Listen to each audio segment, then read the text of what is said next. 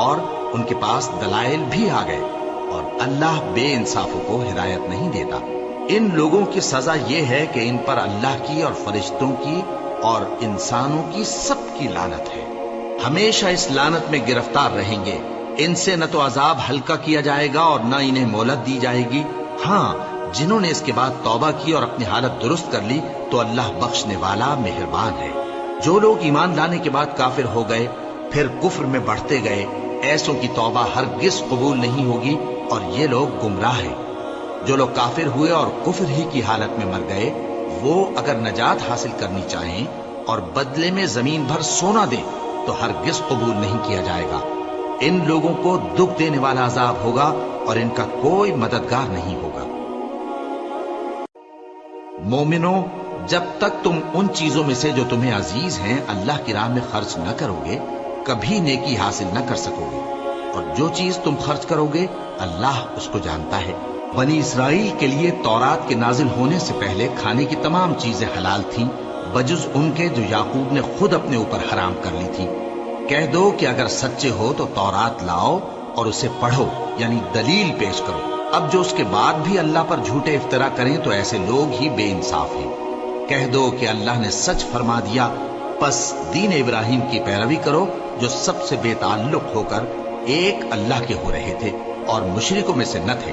سب سے پہلا گھر جو لوگوں کی عبادت کرنے کے لیے مقرر کیا گیا تھا وہی ہے جو مکے میں ہے، بابرکت اور جہان والوں کے لیے موجب ہدایت۔ اس میں کھلی ہوئی نشانیاں ہیں، جن میں سے ایک ابراہیم کے کھڑے ہونے کی جگہ ہے۔ جو شخص اس مبارک گھر میں داخل ہوا اس نے امن پا لیا، اور لوگوں پر اللہ کا حق یعنی فرض ہے کہ جو اس گھر تک جانے کا مقدور رکھے وہ اس کا حج کرے، اور جو اس حکم کی تعمیل نہ کرے گا تو اللہ بھی اہل عالم سے بے نیاز ہے۔ کہو کہ اے اہل کتاب، تم اللہ کی آیتوں سے کیوں کفر کرتے ہو جبکہ اللہ تمہارے سب اعمال سے باخبر ہے؟ کہو کہ اے اہل کتاب، تم مومنوں کو اللہ کے رستے سے کیوں روکتے ہو اور باوجود کہ تم اس سے واقف ہو اس میں کجی نکالتے ہو، اور اللہ تمہارے کرتوتوں سے بے خبر نہیں؟ مومنو، اگر تم اہل کتاب کے کسی فریق کا کہا مان لو گے تو وہ تمہیں ایمان لانے کے بعد کافر بنا دیں گے، اور تم کیوں کر کفر کرو گے جبکہ تم کو اللہ کی آیتیں پڑھ پڑھ کر سنائی جاتی ہیں اور تم میں اس کے پیغمبر موجود ہیں۔ اور جس نے اللہ کی رسی کو مضبوط پکڑ لیا وہ سیدھے رستے لگ گیا۔ مومنو، اللہ سے ڈرو جیسا کہ اس سے ڈرنے کا حق ہے، اور مرنا تو مسلمان ہی مرنا، اور سب مل کر اللہ کی ہدایت کی رسی کو مضبوط پکڑے رہنا اور فرقے فرقے نہ ہو جانا، اور اپنے اوپر اللہ کی اس مہربانی کو یاد رکھنا جب تم ایک دوسرے کے دشمن تھے تو اس نے تمہارے دلوں میں الفت ڈال دی اور تم اس کی مہربانی سے بھائی بھائی ہو گئے، اور تم آگ کے گڑھے کے کنارے تک پہنچ چکے تھے تو اس نے تم کو اس سے بچا لیا۔ اس طرح اللہ تم کو اپنی آیتیں کھول کھول کر سناتا ہے تاکہ تم راہ راست پر رہو۔ اور تم میں ایک جماعت ایسی ہونی چاہیے جو لوگوں کو نیکی کی طرف بلائے اور اچھے کام کرنے کا حکم دے اور برے کاموں سے منع کرے۔ یہی لوگ ہیں جو کامیاب ہیں، اور ان لوگوں کی طرح نہ ہونا جو متفرق ہو گئے اور صاف احکام آنے کے بعد ایک دوسرے سے اختلاف کرنے لگے۔ یہ وہ لوگ ہیں جن کو قیامت کے دن بڑا عذاب ہوگا، جس دن بہت سے منہ سفید ہوں گے اور بہت سے سیاہ۔ تو جن لوگوں کے منہ سیاہ ہوں گے ان سے اللہ فرمائے گا، کیا تم ایمان لا کر کافر ہو گئے تھے؟ سو اب اس کفر کے بدلے عذاب کے مزے چکھو۔ اور جن لوگوں کے منہ سفید ہوں گے وہ اللہ کی رحمت کے باغوں میں ہوں گے اور ان میں ہمیشہ رہیں گے۔ یہ اللہ کی آیتیں ہیں جو ہم تم کو ٹھیک ٹھیک پڑھ کر سناتے ہیں، اور اللہ اہل عالم پر ظلم نہیں کرنا چاہتا۔ اور جو کچھ آسمانوں میں اور جو کچھ زمین میں ہے سب اللہ ہی کا ہے، اور سب کاموں کا انجام اللہ ہی کی طرف ہے۔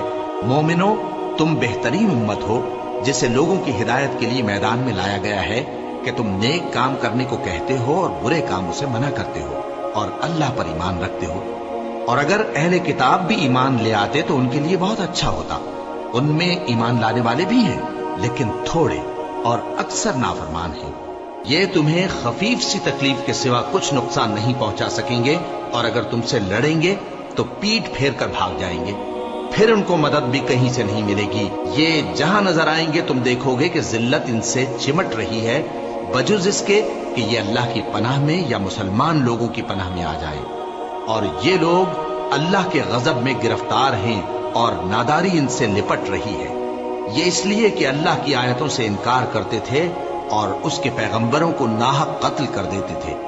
یہ اس لیے کہ یہ نافرمانی کیے جاتے اور حد سے بڑھے جاتے تھے۔ یہ بھی سب ایک جیسے نہیں ہیں۔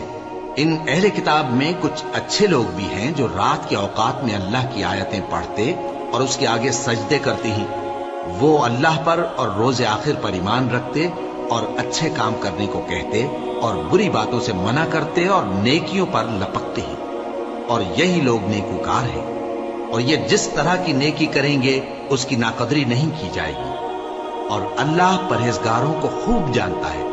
جو لوگ کافر ہیں ان کے مال اور اولاد اللہ کے مقابلے میں ان کے ہرگز کام نہ آئیں گے، اور یہ لوگ اہل دوزخ ہیں کہ ہمیشہ اسی میں رہیں گے۔